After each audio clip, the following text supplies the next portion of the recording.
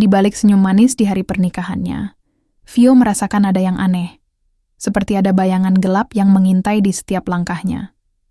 Keanehan-keanehan kecil mulai muncul, dari suara-suara bisikan yang tak bisa dijelaskan hingga mimpi-mimpi buruk yang seolah meresap dalam setiap detik hidupnya. Saat pernikahannya yang seharusnya bahagia berubah menjadi mimpi buruk yang tak terduga, Vio terjebak dalam teka-teki yang tak bisa ia ungkapkan pada siapapun, bahkan pada suaminya sendiri. Apa yang sebenarnya terjadi pada hidupnya, dan siapa yang bersembunyi di balik semua kekacauan ini. Hari itu seharusnya menjadi hari paling bahagia dalam hidupku. Aku masih ingat jelas bau bunga melati di pelaminan, tawa para tamu yang silih berganti datang memberi selamat, dan tangan Damar yang tak henti menggenggam jemariku. Semua terasa hangat, aman. Seolah dunia berhenti sejenak untuk memberiku ruang bahagia. Pernikahan yang kusebut sebagai takdir, akhirnya datang juga. Setelah bertahun-tahun aku belajar mempercayai cinta lagi. Damar, laki-laki yang kutemui di sebuah seminar 2 tahun lalu, bukan hanya membuatku jatuh cinta, ia membuatku percaya bahwa aku pantas dicintai. Kami menikah sederhana, sesuai keinginanku. Tak ada pesta mewah, tak ada gaun berkilau. Hanya keluarga dan teman-teman dekat. Aku bahkan sempat menangis di pelaminan, bukan karena haru, tapi karena merasa lega. Lega karena akhirnya aku bisa memulai hidup baru tanpa bayang-bayang masa lalu. Tapi ternyata, hari itu bukan awal dari kehidupan indah. Hari itu justru gerbang menuju lorong panjang yang gelap dan dingin. Tanpa aku sadari, aku sedang membuka pintu menuju mimpi buruk yang tak pernah kuundang. 3 hari setelah kami resmi menjadi suami istri, aku mulai merasa ada yang berbeda. Bukan dari Damar, bukan juga dari suasana rumah baru kami yang sedikit terlalu sepi, tapi dari dalam diriku sendiri. Pagi itu, aku terbangun lebih cepat dari biasanya. Udara kamar terasa lebih dingin dari semestinya. Padahal kipas angin belum menyala, dan jendela tertutup rapat. Tubuhku menggigil, seperti habis disiram air es. Aku meraih selimut, tapi saat mengangkat lengan kiriku, ada rasa nyeri. Aku melihat kulit di lenganku penuh dengan lebam keunguan, seolah aku terjatuh atau dipukul. Tapi aku tidak ingat melakukan apapun malam sebelumnya. Aku mimpi buruk ya, bisikku sendiri. Damar masih tertidur di sampingku, tenang, napasnya pelan, tangannya masih menggenggam pinggangku. Tidak ada tanda apapun yang aneh darinya, tapi aku tidak bisa berhenti memikirkan lebam-lebam itu. Keesokan malamnya aku tidak bisa tidur. Setiap kali menutup mata, aku melihat wajah hitam tak dikenal yang menatapku dari ujung ranjang. Suaranya berat dan tidak jelas, seperti suara dari dasar sumur. Berbisik sesuatu yang membuat telingaku panas. Aku terbangun dengan napas terengah dan keringat dingin. Damar membangunkanku dan bertanya dengan lembut. "Kamu mimpi apa, sayang?" Aku hanya menggeleng. Aku bahkan tidak tahu harus mulai dari mana. Aku takut dia akan menganggapku berlebihan. "Kamu stres karena baru pindah dan banyak perubahan. Wajar kok. Aku juga begini waktu pertama kali tinggal sendiri," katanya menenangkan. Tapi ada getar aneh di suaranya. Aku mencoba menerima penjelasan itu. Mungkin benar aku hanya stres. Tapi malam-malam selanjutnya berkata lain. Aku mulai mendengar suara langkah kaki di dapur, padahal semua orang tidur. Suara sendok jatuh, pintu yang mengayun sendiri, bahkan suara perempuan menangis dari kamar mandi. Setiap kali aku memberanikan diri mengecek, tidak ada apa-apa. Tapi suara-suara itu nyata. Terlalu nyata. Puncaknya adalah ketika aku bangun dan melihat cermin di kamar tergores. Goresannya membentuk garis seperti huruf, seolah seseorang menulisnya dengan kuku yang tajam. Tulisan itu tidak jelas, tapi entah kenapa, aku merasa sedang diancam. Aku tunjukkan ke Damar. Tapi dia hanya menghela napas panjang dan bilang, "Itu mungkin ulahku sendiri waktu tak sadar." "Kamu suka ngelindur, Vi. Mungkin kamu sendiri yang ngelakuin pas tidur." Aku tidak bisa menerima itu. Aku tidak pernah punya riwayat tidur sambil jalan. Aku tahu ini bukan hanya soal stres. Bukan hanya mimpi buruk biasa. Hari-hari selanjutnya, tubuhku mulai berubah. Aku jadi sering pusing, mudah lelah, dan yang paling mengganggu, rambutku mulai rontok dalam jumlah banyak. Setiap kali menyisir, helaian panjang rambutku ikut bersama gigi-gigi sisir. Bahkan pernah, aku bangun tidur dan menemukan rambutku berserakan di bantal. Aku mulai berpikir, apakah aku sakit? Aku pergi ke klinik dan melakukan cek darah. Hasilnya normal. Semua fungsi tubuhku baik-baik saja. Dokter hanya menyarankan istirahat dan vitamin. Tapi aku tahu tubuhku tidak sedang baik-baik saja. Dan di titik itu, aku mulai bertanya-tanya, apakah ini kutukan? Apakah ada yang tidak suka aku menikah? Apakah seseorang sedang mengirimkan sesuatu padaku? Aku teringat obrolan sepintas dari bibiku dulu, tentang perempuan yang dikirimi santet setelah merebut suami orang. Tentu saja itu kisah lama yang kutertawakan saat itu, tapi sekarang, ketika kulitku membiru tanpa sebab, ketika aku mendengar suara-suara yang tidak ada wujudnya, ketika aku merasa ada sesuatu yang bersembunyi di balik pintu lemari, aku tidak tertawa lagi. Aku mulai mencari-cari siapa yang mungkin iri padaku. Tapi aku bukan siapa-siapa. Pernikahanku juga biasa saja. Damar bukan orang kaya, bukan juga artis. Tapi, kenapa aku merasa diincar? Aku mulai takut tidur. Setiap malam adalah perjuangan melawan mimpi yang tidak bisa kujelaskan. Kadang, aku melihat seorang wanita tua berjubah hitam berdiri di pojok ruangan. Kadang, aku merasa jari-jari dingin menyentuh tengkukku. Dan yang paling menakutkan, kadang aku melihat diriku sendiri sedang tertidur dari luar tubuhku. Seolah jiwaku tercerabut dan sedang menyaksikan tubuhku dari atas langit-langit. Aku mulai merasa gila.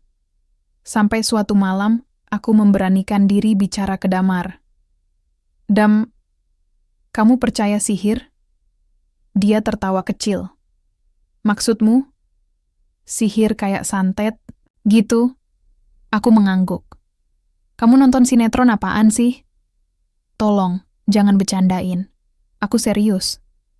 Wajah Damar berubah datar. Vio, kamu harus tenangin diri. Mungkin kamu terlalu banyak mikir yang aneh-aneh. Nggak semua hal bisa dijelasin. Sama hal mistis. Aku ingin percaya itu. Tapi aku sudah melewati batas logika. Aku mulai mencatat setiap kejadian ganjil di buku kecil. Aku mencoba menyusun waktu, tanggal, dan efek yang kurasakan. Rasanya seperti sedang menyelidiki sesuatu yang ingin menghancurkan hidupku. Tapi entitasnya tidak terlihat dan semakin aku mencoba mencari jawabannya, semakin aku sadar, mungkin aku tidak bisa percaya siapapun. Bahkan mungkin, aku harus mulai bertanya, apakah orang terdekatku benar-benar ingin aku bahagia? Atau, apakah sejak awal, aku memang ditakdirkan untuk dikurung dalam jerat tak kasat mata? Aku tidak tahu. Tapi satu hal pasti, apapun ini bukan mimpi, ini nyata. Dan semuanya dimulai sejak aku menikah. Setiap kali aku berpikir semuanya tak mungkin lebih buruk, kenyataan menunjukkan aku salah. Setelah malam-malam penuh teror itu, aku mulai memperhatikan sekelilingku dengan cara yang berbeda. Aku tak lagi bisa melihat rumah ini sebagai rumah.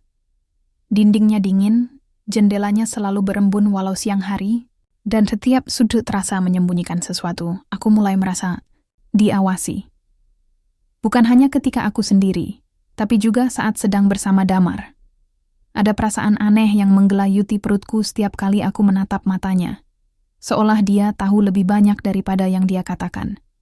Tapi aku menolak untuk berpikir. Buruk. Damar adalah suamiku. Aku mencintainya. Bukankah cinta berarti percaya? Namun, malam-malam selanjutnya, menjawab semua keraguanku dengan cara yang tak kusangka. Hari itu, aku merasa sedikit lebih tenang. Mungkin karena sinar matahari masuk lebih terang dari biasanya, dan suara burung terdengar lebih jelas dari balik jendela. Aku duduk di ruang tengah, mencoba membaca buku resep sambil menyeruput teh, jahe. Lalu tiba-tiba, pandanganku jatuh pada bingkai foto pernikahan kami yang tergantung di dinding ruang tamu. Aku mematung. Entah sejak kapan, foto itu berubah. Aku tak bisa langsung menjelaskan apa yang berubah, tapi setelah menatapnya lebih lama, aku sadar. Mata Damar dalam foto itu kosong, hitam pekat, tanpa bola mata. Dan senyumku dalam foto itu tidak wajar, seperti ditarik paksa. Aku berdiri perlahan dan mendekat. Jantungku berdetak tak karuan. Saat aku meraih bingkai itu, mataku terbelalak. Ada tulisan samar di balik kaca, seperti tercoret dengan darah kering. Kamu tidak akan bisa pergi. Aku menjatuhkan bingkai itu. Kacanya pecah. Tapi tulisan itu tetap ada di potongan kacanya, jelas, nyata. Aku panik. Aku berlari ke kamar dan menangis. Tanganku gemetar dan tubuhku berkeringat meski suhu ruangan dingin. Untuk pertama kalinya, aku menelepon ibu. Ibu, aku kayak diganggu sesuatu. Suaraku lirih nyaris tak terdengar. Di seberang, suara napas berat ibu menyahut. Kamu kenapa, nak? Sejak aku nikah, semuanya jadi aneh.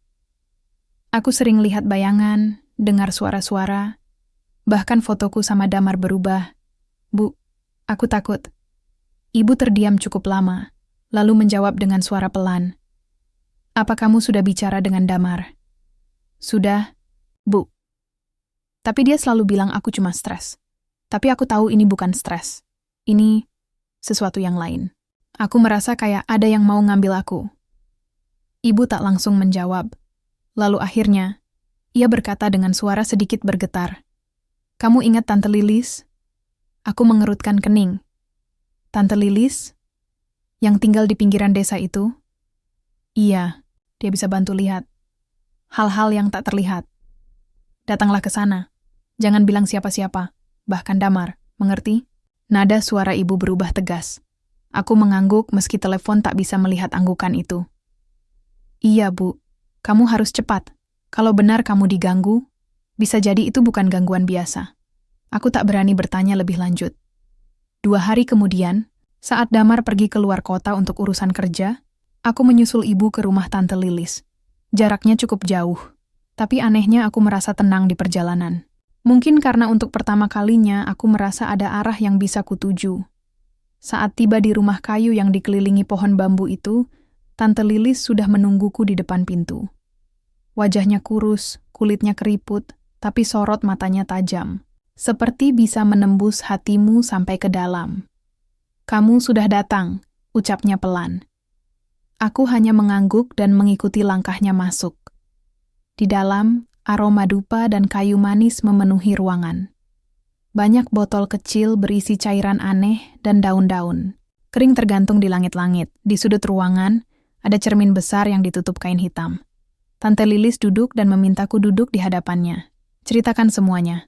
Aku menceritakan semua yang kualami, dari mimpi buruk, suara tangisan, hingga tulisan di cermin dan foto.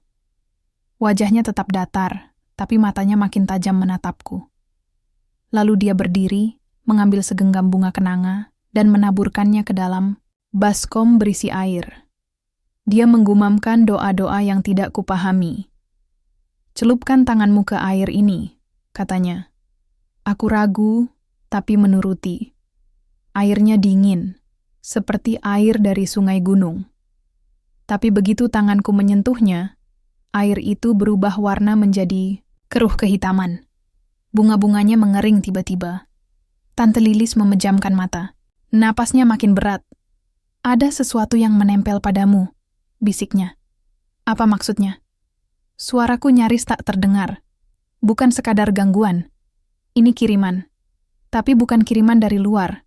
Ini datang dari orang yang dekat denganmu. Aku membeku. Ujung jariku mati rasa. Dekat? Ya, sangat dekat. Hatiku langsung memikirkan Damar. Tapi akal sehatku menolak. Tidak mungkin. Dia mencintaiku. Kami tidur di ranjang yang sama. Dia yang pertama memelukku ketika aku ketakutan. Apakah kamu membawa barang dari rumah? Tanya Tante Lilis tiba-tiba. Aku mengangguk dan mengeluarkan sapu tangan dari tas. Sapu tangan kecil bordir bunga yang kutemukan di lemari kamar utama. Aku tak tahu milik siapa, tapi terasa aneh sejak aku menemukannya. Saat Tante Lilis memegang sapu tangan itu, ia langsung melemparnya ke lantai. Tangannya gemetar. Ini pembuka portal. Aku menatapnya, bingung. Portal apa? Dia menatapku lurus. Portal antara dunia kita dan mereka. Yang mengirim ini ingin kamu terjebak, hilang arah, bahkan mungkin mati perlahan. Aku menahan napas. Kalau kamu tidak segera bersih, mereka akan masuk lewat mimpi, lalu lewat tubuhmu, lalu akhirnya, kamu bukan kamu lagi. Darahku terasa turun dari kepala ke kaki. Tante Lilis menoleh padaku. Kamu harus kuat, Vio. Ini bukan cuma gangguan. Ini permainan yang licik. Dan sayangnya, permainan ini dimulai dari rumahmu sendiri. Sepulang dari sana, hatiku penuh tanda tanya. Siapa? Kenapa? Untuk apa? Tapi yang paling menyesakan adalah kenyataan bahwa aku tidak bisa percaya siapapun. Bahkan orang-orang yang kupanggil keluarga. Aku mulai membuka mata lebih lebar. Dan aku sadar, ada terlalu banyak rahasia di rumahku. Dan rahasia itu mulai retak satu persatu. Aku tidak langsung kembali ke rumah setelah dari tempat Tante Lilis. Aku mampir ke rumah ibu lebih dulu, berharap bisa menemukan pelukan yang menenangkan. Tapi, seperti biasanya, ibu bukan tipe orang yang senang menunjukkan perasaan. Kamu harus tetap tenang, katanya, menyuguhiku teh yang mulai dingin di meja. Jangan sampai orang rumah tahu kamu sedang takut. Aku hanya menatap cangkirku. Tapi Bu, aku benar-benar merasa ada yang mengincarku. Bahkan napasku saja kadang terasa bukan milikku. Ibu menarik napas panjang. Vio, kamu harus lebih kuat. Kalau kamu goyah, mereka akan semakin mudah masuk. Mereka yang mengincar kamu itu bukan cuma makhluk, tapi juga manusia. Nada ibu mengeras. Aku menatap matanya. Ada sesuatu yang disembunyikan. Aku yakin. Tapi ibu tak mau mengatakannya. Ia hanya menepuk tanganku, lalu menyuruhku pulang dengan membawa botol kecil berisi air yang katanya sudah didoakan. Aku pulang dengan hati yang menggumpal penuh tanya. Setibanya di rumah, suasana terasa berbeda. Udara di dalam rumah lebih pengap. Dan ada bau menyengat seperti daging busuk yang dicampur dengan bunga kenanga yang basi. Aku buru-buru membuka semua jendela, tapi bau itu tidak juga pergi. Aku menyusuri rumah dengan perlahan. Langkahku mengendap, napasku kutahan. Bau itu semakin tajam ketika aku melewati dapur. Dan saat aku membuka lemari bawah wastafel, aku ingin muntah. Di sana ada bangkai burung. Tubuhnya sudah membusuk, bulunya rontok, matanya dicongkel. Tapi yang membuatku benar-benar gemetar adalah kertas lusuh yang menempel di tubuhnya, bertuliskan namaku. Vio. Tulisan itu merah, seperti tinta atau darah. Aku menjerit. Tanganku gemetar hebat. Dengan sisa tenaga, aku mengambil botol air dari ibu dan menyiram bangkai itu. Seketika air mendesis, seperti disiramkan ke bara api. Bau menyengat makin menjadi-jadi, lalu pelan-pelan hilang. Yang tersisa hanya lemari kosong. Tidak ada bangkai, tidak ada kertas. Hanya bau yang masih mengendap di hidungku. Malam harinya, aku tidur dengan lampu menyala. Damar belum pulang. Katanya, ada perpanjangan tugas di luar kota. Tapi aku tidak yakin lagi dengan apapun. Apakah dia memang pergi? Atau bersembunyi? Pukul 2 dini hari, aku terbangun. Ada suara yang mengusik tidurku. Suara berbisik dari dalam lemari. Aku mematung, menyelimuti tubuhku rapat-rapat. Tapi suara itu makin jelas. Vio, keluar. Main. Seperti suara anak kecil. Tapi dingin, tanpa jiwa. Aku beranikan diri bangun dan menyalakan semua lampu. Lemari masih tertutup. Aku mendekat, membuka perlahan. Kosong. Tidak ada apa-apa. Tapi saat aku membalikkan badan di cermin rias, aku melihat pantulan seorang wanita, berdiri di belakangku. Wajahnya pucat, rambutnya panjang menjuntai menutupi dada, dan matanya bolong. Aku menjerit sekeras-kerasnya. Tapi saat aku menoleh, tidak ada siapapun. Tubuhku lemas. Air mataku menetes. Aku merasa tubuhku bukan milikku lagi. Aku jatuh terduduk, menatap cermin yang mulai berembun dari dalam. Dan di sana, samar-samar, terlihat tulisan dengan uap. Kami sudah masuk. Esok paginya, aku mendatangi tetangga sebelah, Mbak Sari. Ia lebih tua dariku beberapa tahun, dan terkenal sangat tertutup. Tapi aku nekat. Aku butuh jawaban. Aku cuma mau tanya, ada yang aneh nggak sih sama rumah ini? Tanyaku dengan suara bergetar. Mbak Sari diam cukup lama sebelum menjawab. Kamu perempuan yang tinggal di rumah itu?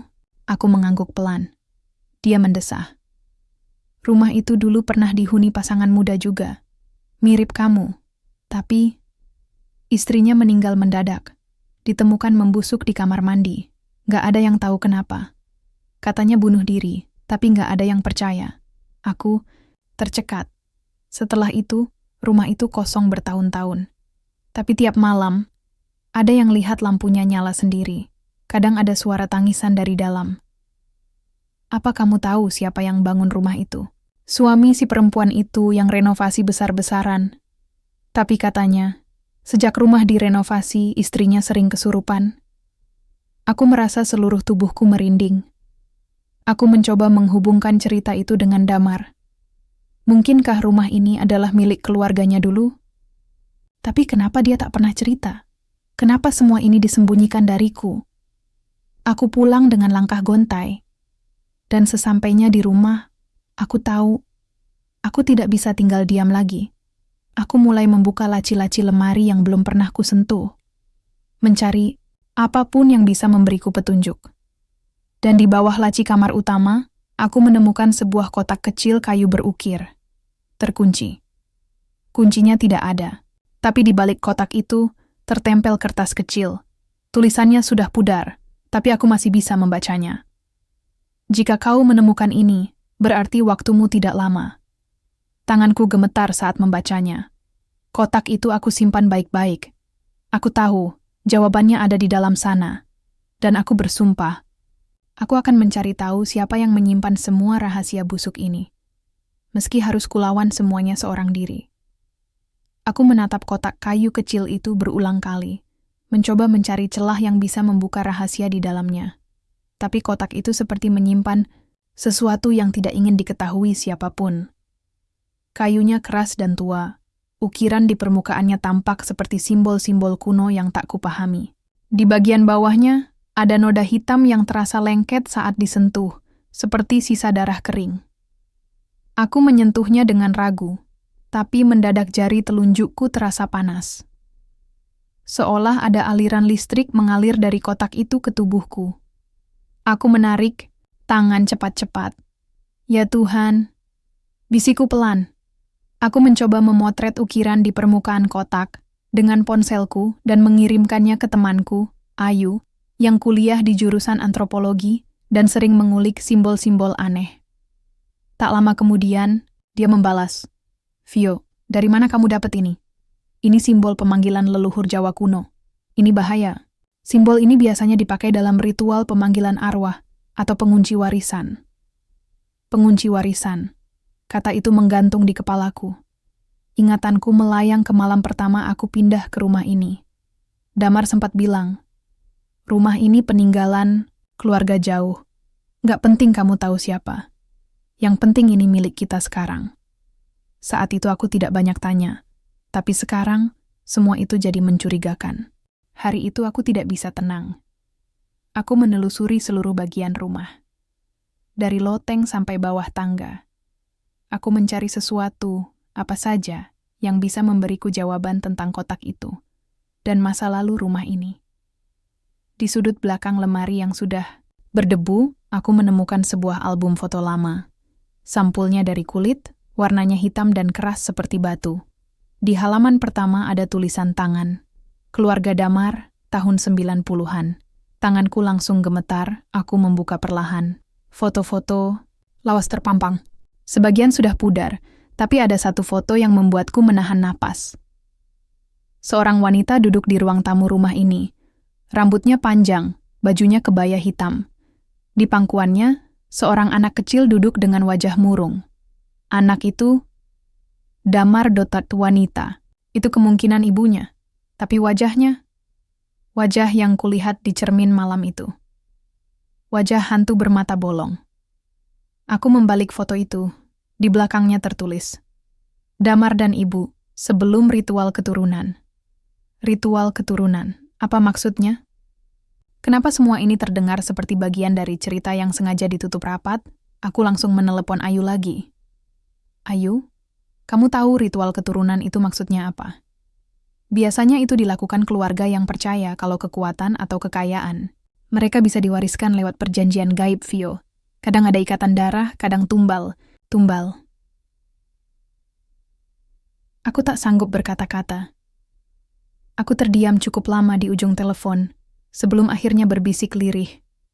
Kalau aku jadi bagian dari perjanjian itu, berarti aku cuman alat. Ayu tidak menjawab. Tapi keheningan itu sudah cukup jadi jawaban. Malamnya, aku bermimpi aneh. Aku berada di ruang tamu yang gelap. Tapi semua benda di sekitarku terbakar. Api menyala di sofa, karpet, tirai. Tapi aku tidak merasakan panas. Di tengah api itu, ada sosok wanita berkebaya hitam berdiri menatapku. Vio, katanya dengan suara parau. Kau hanya menumpang. Rumah ini milik darah kami. Jangan kau ganggu warisan yang sudah dikunci. Aku mencoba mundur, tapi tubuhku seolah terpaku. Aku hanya bisa melihat matanya. 2 lubang hitam yang menghisap semua cahaya. Jangan buka kotaknya, kalau kau masih ingin hidup. Aku terbangun dengan peluh dingin membasahi seluruh tubuhku. Nafasku ngos-ngosan. Aku melihat ke arah meja. Kotak itu bergeser. Padahal sebelumnya aku menaruhnya di atas buku, kini ia ada di lantai. Aku tidak percaya lagi dengan kebetulan. Keesokan paginya, Damar pulang. Wajahnya lelah, tapi sorot matanya berbeda. Ada sesuatu dalam dirinya yang terasa asing.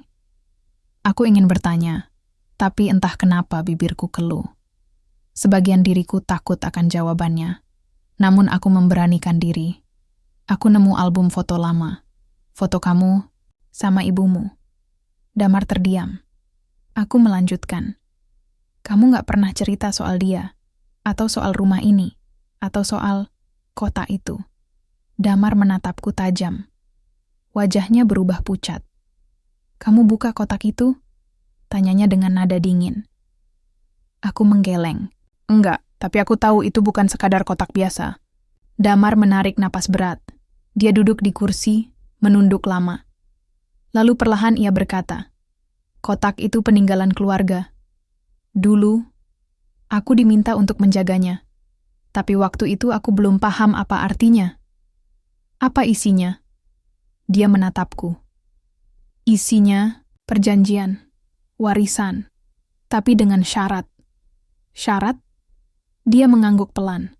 1 keturunan harus dikorbankan setiap 30 tahun.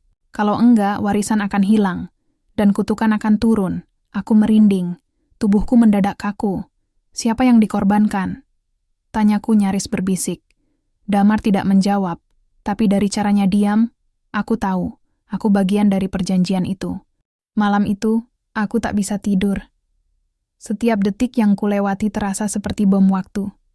Aku mulai mencurigai semua orang. Bahkan Damar.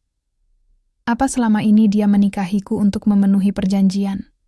Untuk menjadikanku tumbal? Aku mengunci kamar.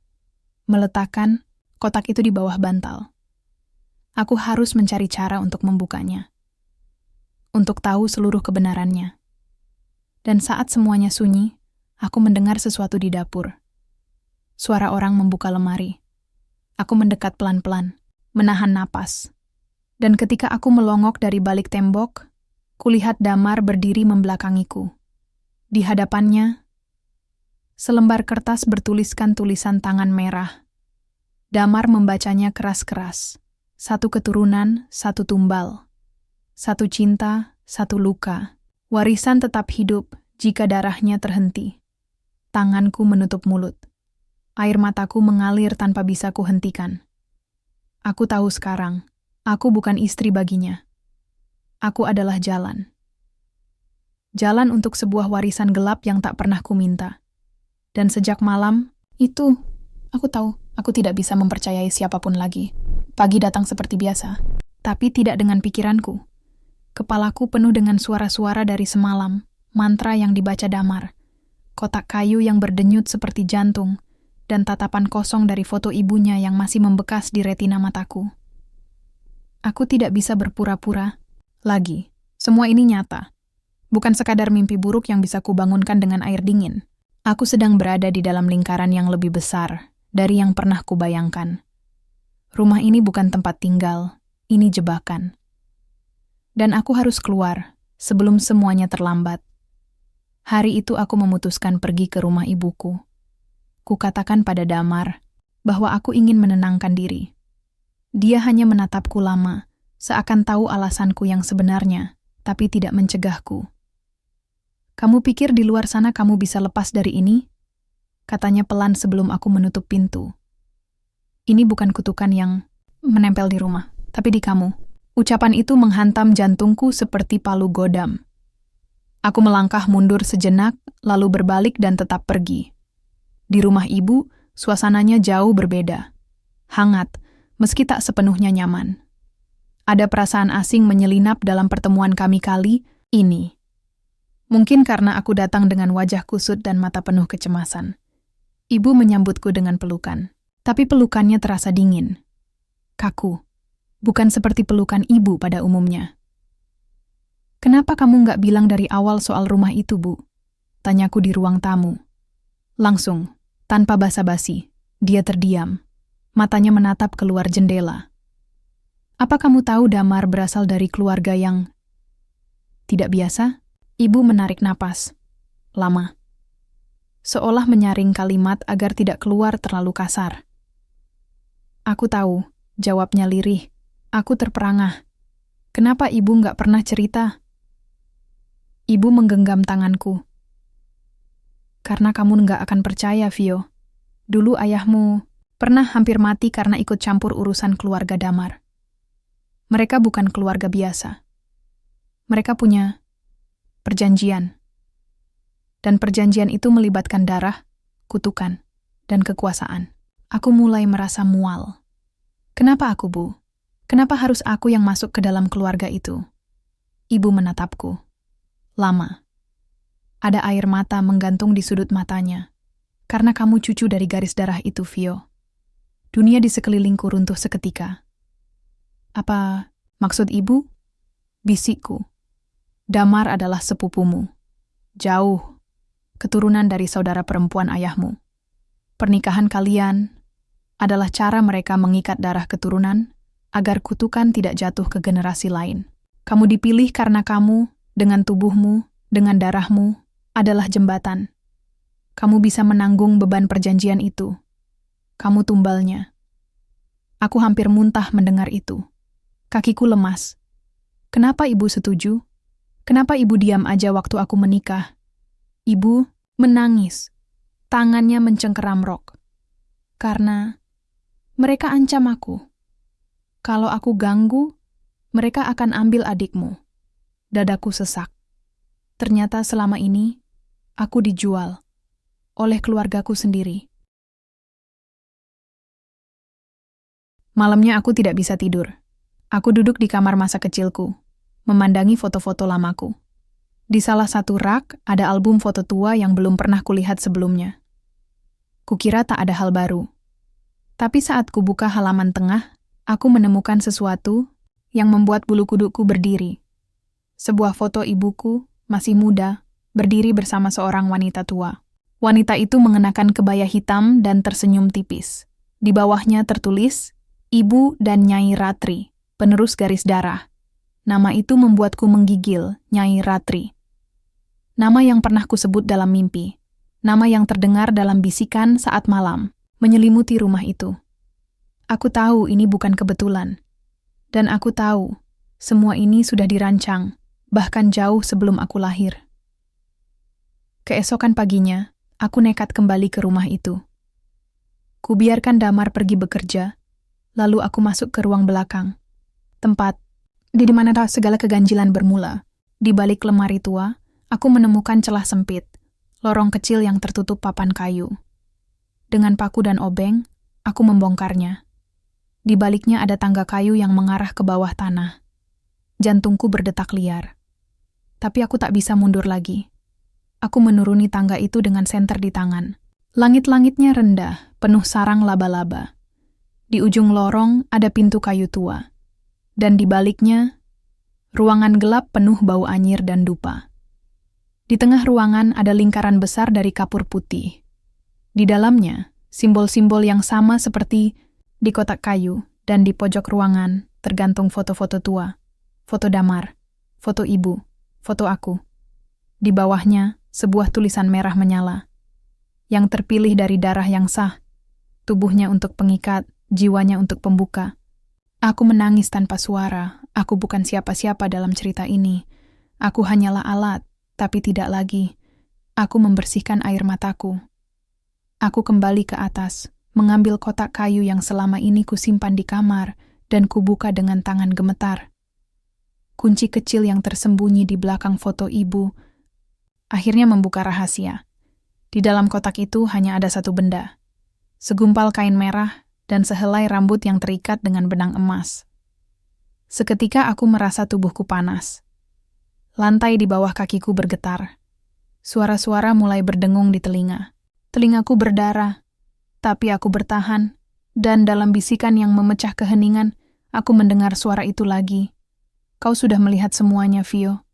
Kini tinggal satu yang harus kau pilih, lawan atau tunduk. Dan aku memilih.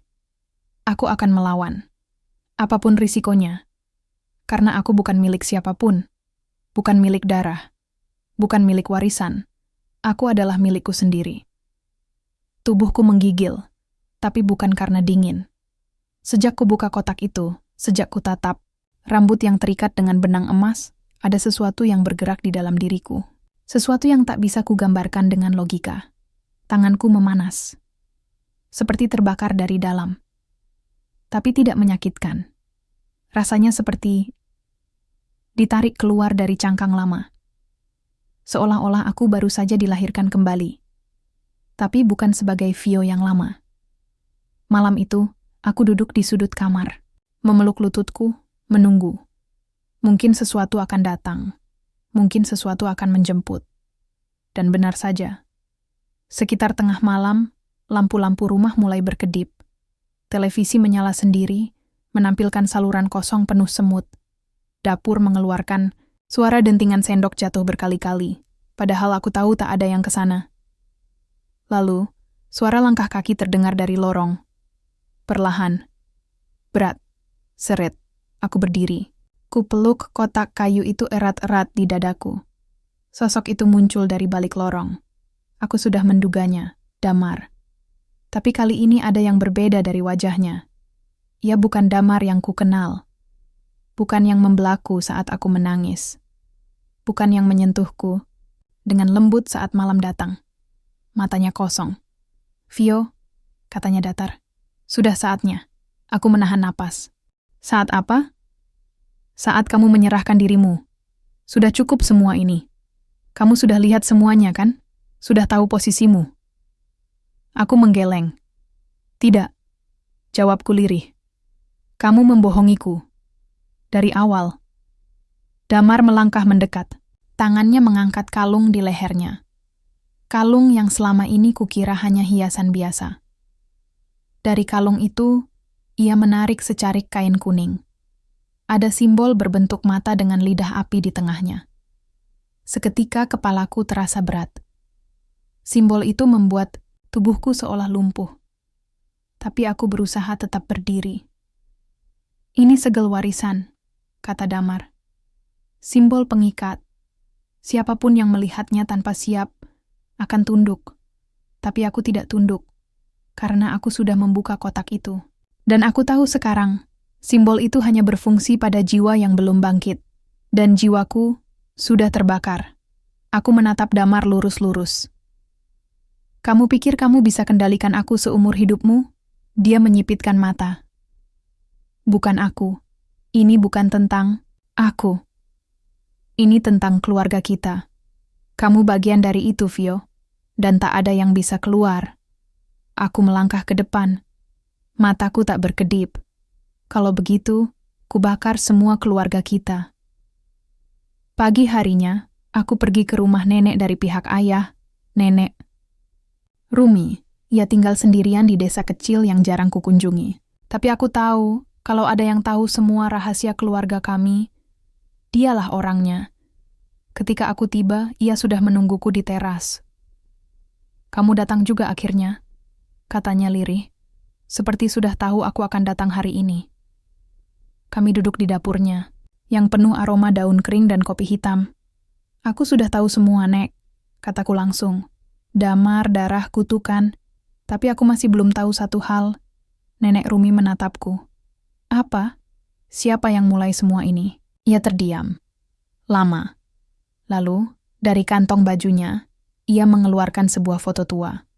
Foto yang membuat darahku membeku. Itu foto ibu. Tapi di sebelahnya bukan Nyai Ratri. Itu foto seorang laki-laki.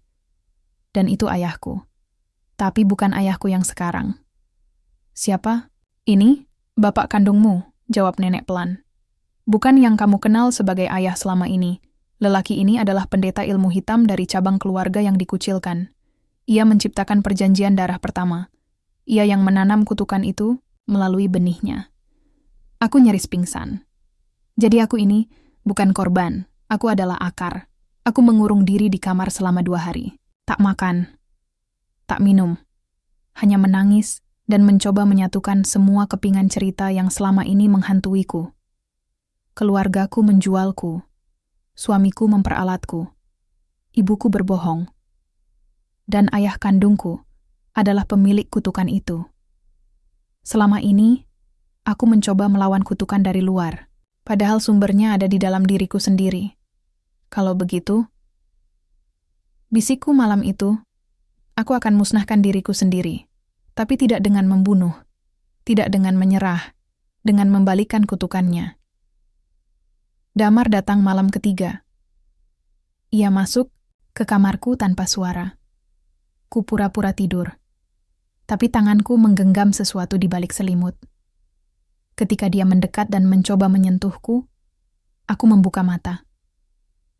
Dan kutempelkan rambut yang terikat benang emas itu ke dadanya. Teriakannya mengguncang, langit-langit rumah.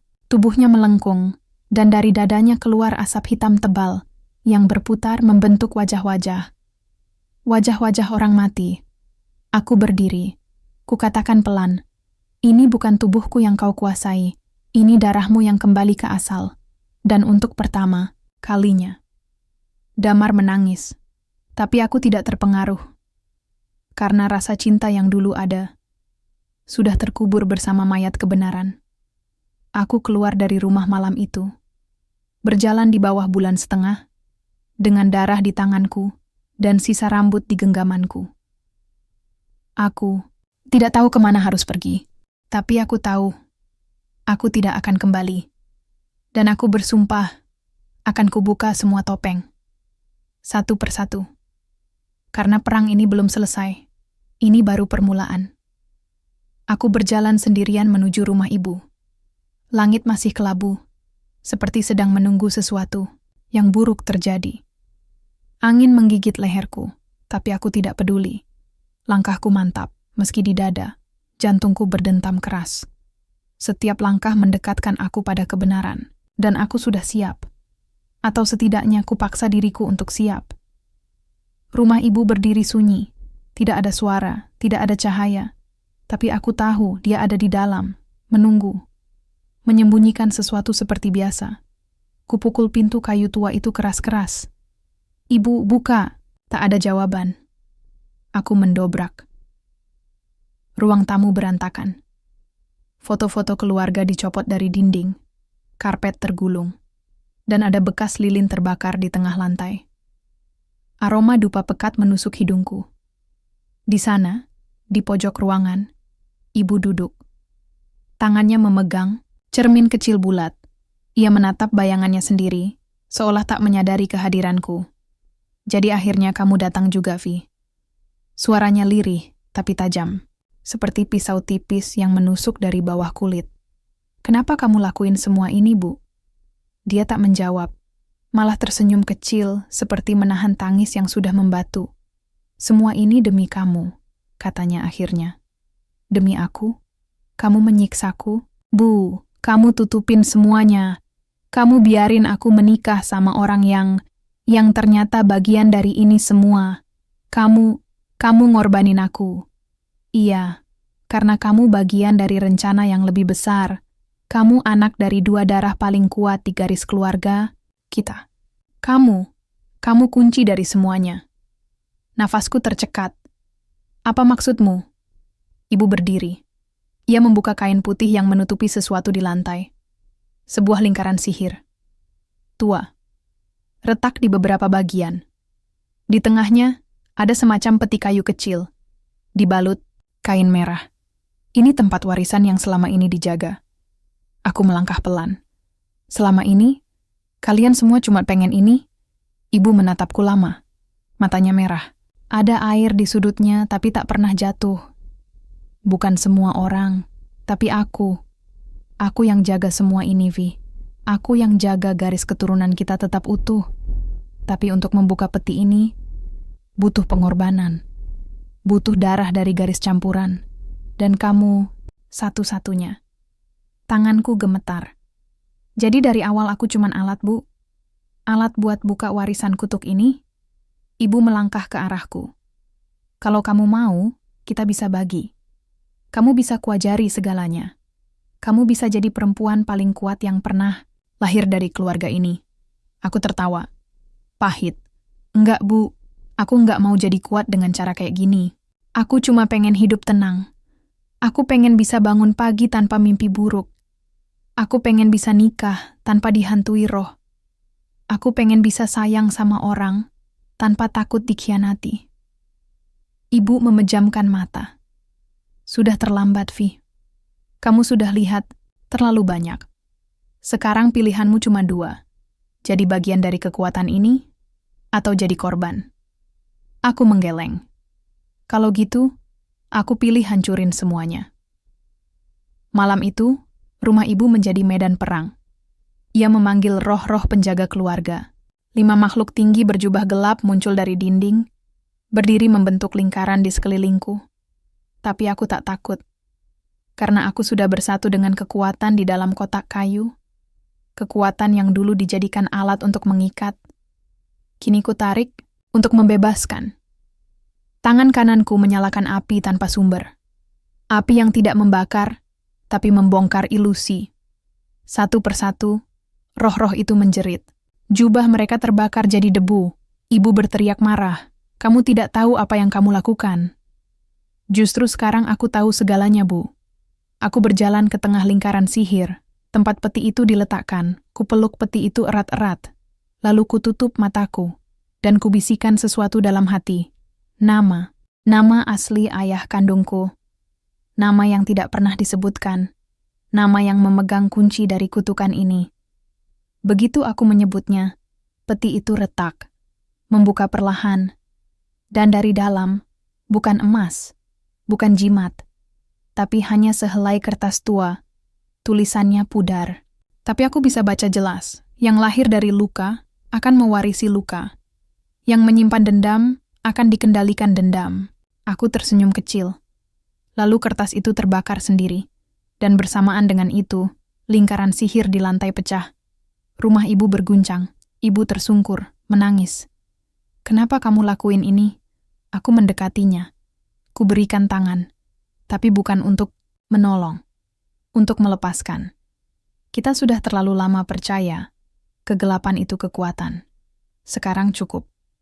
Biarkan kutukan ini mati bersamamu. Aku keluar dari rumah ibu saat fajar mulai menyingsing. Langit mulai terang, tapi hatiku masih kelabu. Setidaknya, aku tahu siapa diriku sekarang.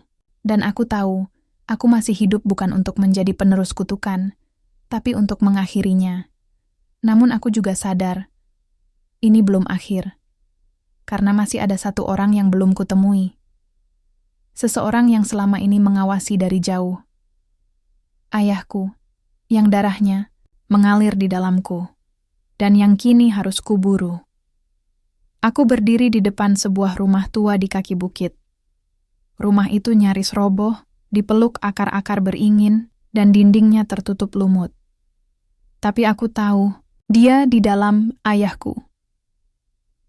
Sosok yang selama ini hanya kusebut dalam doa bingung dan dendam yang mengendap.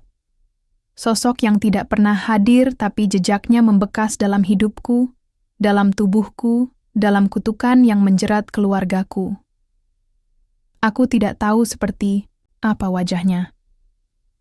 Tapi jiwaku mengenal getaran kehadirannya. Sebelum masuk, aku menyentuh liontin yang pernah diberikan ibu padaku saat kecil. Liontin yang dulu kuanggap hanya perhiasan biasa, kini terasa hangat. Seolah mengingatkanku bahwa pertempuran kali ini bukan hanya untukku, tapi untuk semua perempuan di garis darah ini yang pernah dibungkam oleh tradisi, oleh takhayul, oleh kekuasaan tanpa nurani. Kudorong pintu kayu itu perlahan. Bunyi decitannya mengoyak keheningan, dan di sana dia duduk. Seorang pria tua berambut panjang putih, matanya hitam legam. Dia seperti tidak kaget melihatku, seperti sudah menungguku sejak lama. "Jadi kau sudah tahu semuanya?" ucapnya tanpa menoleh. "Aku tahu cukup untuk tahu siapa kau sebenarnya." Jawabku pelan tapi tajam. "Ayah kandungku. Penghancur pertama dalam rantai kehancuran ini." Ia tertawa kecil. "Kalau begitu, kenapa kau datang kemari? Untuk membunuhku? Untuk mengakhirimu?" Dia bangkit perlahan, tubuhnya tinggi dan kurus, tapi masih menyimpan tenaga. Dari balik meja tua, dia mengeluarkan sebuah gulungan kain hitam dan membukanya di lantai. Lingkaran sihir lagi, tapi berbeda. Yang ini hidup, berdenyut seperti jantung.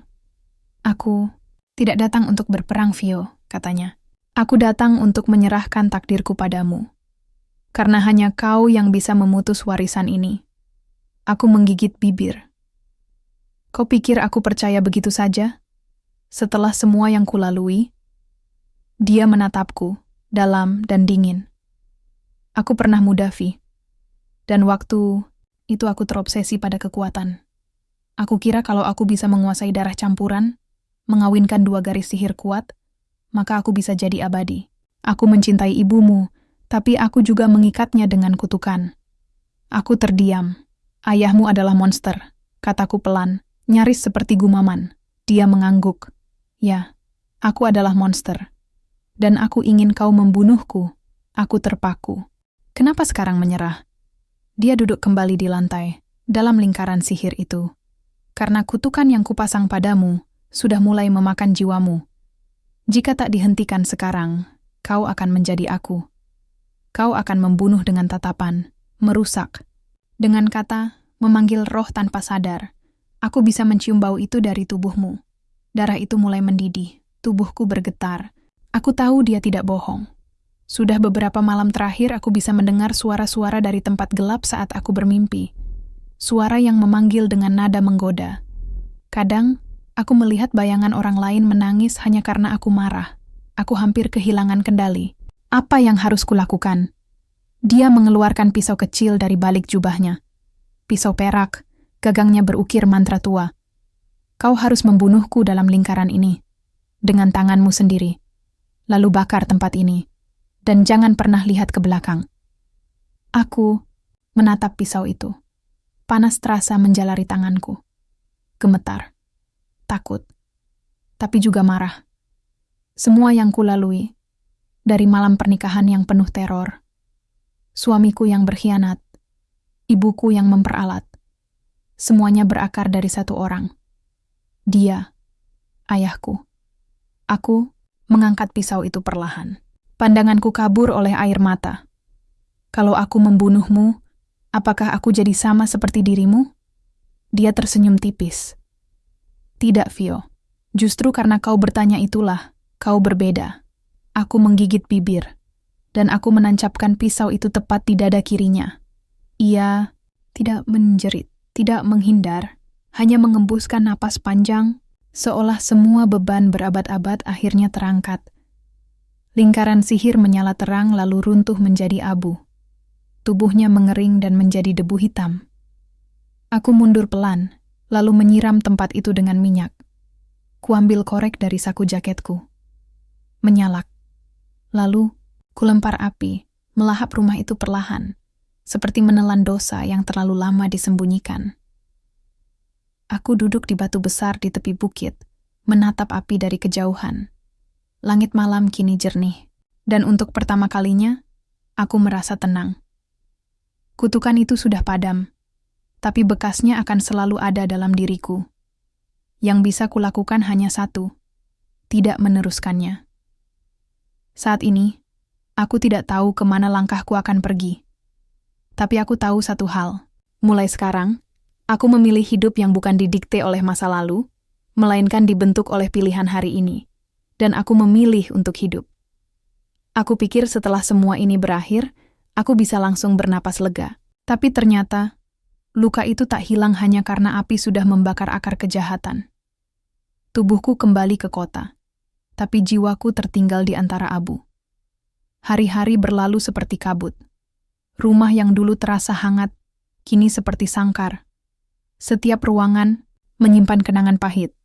Cermin yang tergantung di kamar masih memantulkan wajahku, tapi aku tak tahu siapa yang kulihat. Aku kehilangan semuanya. Suami yang ternyata bukan pelindung, melainkan pemangsa. Ibu yang kupikir akan jadi sandaran, justru pemilik pisau di punggungku. Ayah yang akhirnya ku kenal, hanya untuk kukuburkan sedalam abu dan aku. Yang berdiri di antara reruntuhan kebenaran dan kebohongan, seperti bangkai yang belum dikubur. Tapi aku belum mati.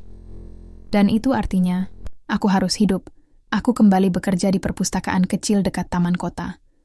Tempat yang dulu sering kujadikan pelarian, kini jadi ruang penyembuhan. Aroma buku, suara lembaran kertas, dan anak-anak yang tertawa di lorong-lorong rak membuatku merasa ada yang masih polos di dunia ini, sesuatu yang belum diracuni oleh warisan gelap. Di meja kayu pojok, aku duduk hampir setiap sore sambil mencatat perasaanku. Menulis bukan hanya terapi, tapi satu-satunya cara aku mengingat siapa diriku sebelum semuanya hancur. Sampai suatu sore, sebuah amplop coklat tergelincir dari antara tumpukan buku donasi. Tidak ada pengirim. Hanya namaku, ditulis dengan huruf tangan yang tak asing. Kubuka perlahan. Isinya satu lembar kertas kuno. Di atasnya, simbol yang dulu pernah kulihat saat menelusuri buku-buku lama milik ayah, simbol perlindungan. Tapi bukan itu yang membuat jantungku berdetak kencang. Di baliknya, ada kalimat dengan tinta merah. Yang mati bukanlah semua kebenaran. Kau belum tahu siapa yang paling pandai menyembunyikan luka. Tanganku gemetar. Bukan karena ancaman, tapi karena rasa yang muncul bersamaan. Kenal. Aku mengenali tulisan itu. Aku pernah melihatnya. Di buku harian lama, milik seseorang yang kini sudah tidak kuanggap keluarga, ibu. Malam itu, aku pulang lebih cepat. Rumah ibu sudah kosong sejak aku membongkar semua kebohongan dan memilih pergi. Tapi rasa ingin tahu membawaku kembali. Rumah itu masih seperti dulu, cantik dari luar, busuk di dalam. Saat membuka pintu depan, wangi dupa menyambut. Dupa tua, seperti yang dulu dia gunakan saat membersihkan energi rumah. Aku menyusuri lorong. Semua perabotan masih ada. Bahkan, potret keluargaku, yang dulu kulempar saat marah, kini tergantung lagi di dinding, utuh. Tapi ada yang aneh. Bayangan di belakangnya bergerak. Padahal tak ada siapa-siapa. Hatiku mencelos. Aku naik ke lantai atas. Kamar ibu terbuka setengah. Suara bisik-bisik samar terdengar. Aku mengintip. Dan di sana, di tengah ruangan, duduk seseorang berbalut kerudung putih. Punggung membelakangiku. Di sekelilingnya, lilin menyala membentuk lingkaran. Suara mantra terdengar lirih tapi jelas. Roh yang belum selesai, pulanglah ke dagingmu. Tubuhku membeku. Itu suara ibu. Tapi, dia menghidupkan apa? Aku ingin mundur. Tapi lantai kayu tua berderit di bawah kakiku. Sosok itu diam, lalu pelan-pelan menoleh, dan aku membeku. Itu memang ibu, tapi matanya hitam sepenuhnya. Tidak ada putih. Tidak ada kehidupan. Hanya kehampaan yang pekat. Di bawah matanya, ada guratan-guratan merah seperti darah yang mengering. Vio, Sayangku, bisiknya. Aku mundur setapak. Kenapa kau di sini? Tanyaku. Suaraku nyaris pecah. Ia tersenyum. Senyum yang tak pernah kulihat selama aku hidup. Bukankah sudah kukatakan, cinta seorang ibu tidak pernah mati.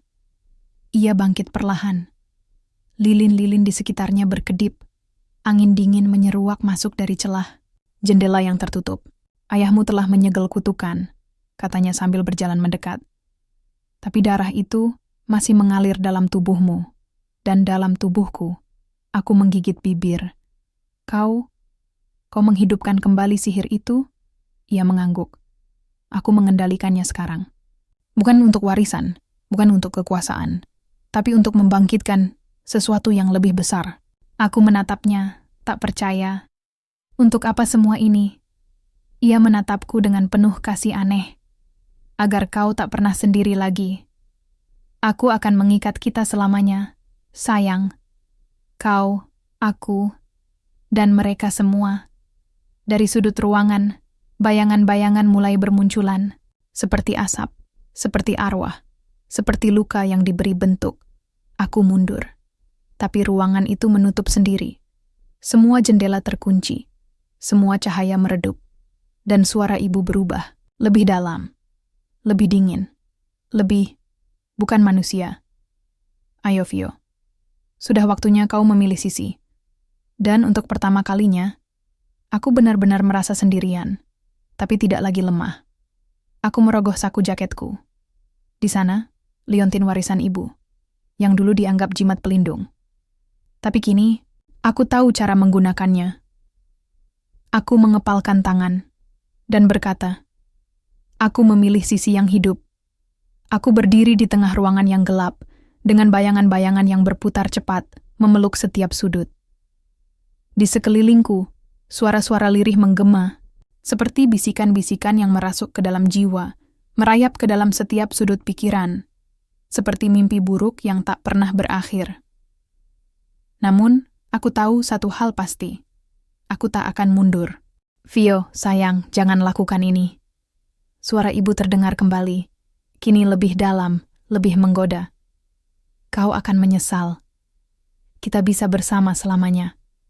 Tidak ada yang lebih kuat daripada darah yang mengalir di tubuhmu. Darah.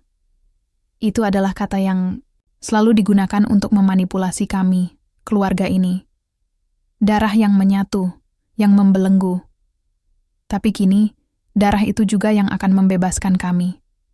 Bebaskanku. Aku meremas liontin yang masih tergantung di leherku. Liontin yang dulu ibu berikan sebagai simbol perlindungan. Tapi sekarang, aku tahu itu bukan hanya perlindungan. Itu adalah perangkap. Sebuah rantai yang memenjarakan jiwa-jiwa yang tak tahu apa-apa. Sudah cukup, ibu, teriakku. Suaraku penuh dengan amarah yang menyala. Aku tidak akan menjadi bagian dari permainanmu lagi. Tidak. Ibu hanya tersenyum. Senyum itu tak lagi hangat, tapi dingin dan kosong. Senyum yang menipu, yang menganggap aku takkan berani melawan. Kau memang tak mengerti, katanya sambil melangkah lebih dekat. Ketika kau menginginkan kekuatan, kau harus membayar harganya. Aku memberimu hidup, Vio. Aku memberimu semua yang kau inginkan. Tapi kau harus menyerahkan jiwamu. Jiwaku. Aku bisa merasakan darah itu berdenyut di tubuhku. Memang, itu darah mereka. Darah yang memanipulasi. Darah yang mengikat. Tapi sekarang, aku tahu bagaimana cara melepaskan belenggu itu. Aku telah mempelajarinya, pelan-pelan, dengan hati yang patah dan jiwa yang teruji. Aku membuka telapak tanganku, dan dengan hati yang penuh tekad, aku mengangkat liontin itu ke atas. Semakin tinggi, semakin terang cahayanya. Mata ibu membelalak. Terlihat jelas rasa ketakutan yang mulai merayap. Apa yang kau lakukan? Teriaknya. Menjadi bebas, jawabku, dengan suara yang penuh dengan kepastian. Seketika itu juga, liontin di tanganku bersinar terang, menembus kegelapan yang menyelimuti rumah itu.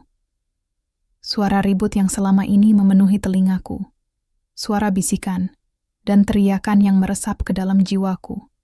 Semakin lama semakin memudar. Seolah-olah dunia ini kembali terlahir, bersih dari dosa yang tak terlihat. Ibu terjatuh, tubuhnya terguncang hebat, dan di matanya terlihat sebuah ketakutan yang belum pernah kulihat sebelumnya. Ketakutan yang nyata, yang berasal dari dirinya sendiri. "Vio, tolong. Jangan."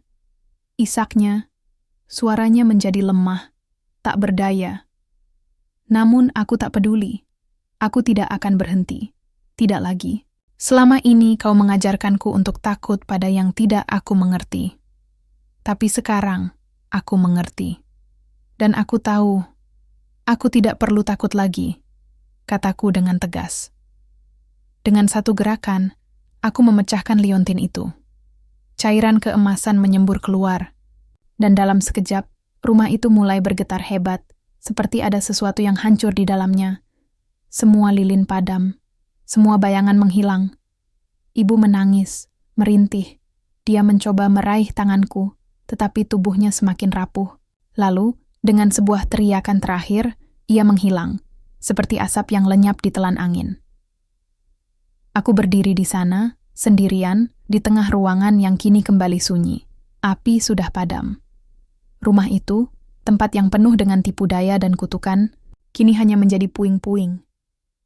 Semua yang pernah membelengguku telah pergi, terbakar bersama dengan mimpi buruk yang mengikatku. Aku keluar dari rumah itu, berjalan menuruni bukit. Angin malam terasa segar, membawa aroma tanah basah dan udara segar yang belum tercemar. Keheningan yang dulu menakutkan kini terasa menenangkan. Aku melangkah lebih jauh, menjauh dari masa lalu. Aku tahu perjalanan ini belum berakhir, tapi setidaknya aku bebas dari bayang-bayang yang menghantui. Langit malam terbentang luas di atasku, bintang-bintang bersinar terang. Aku mendongak, tersenyum pelan.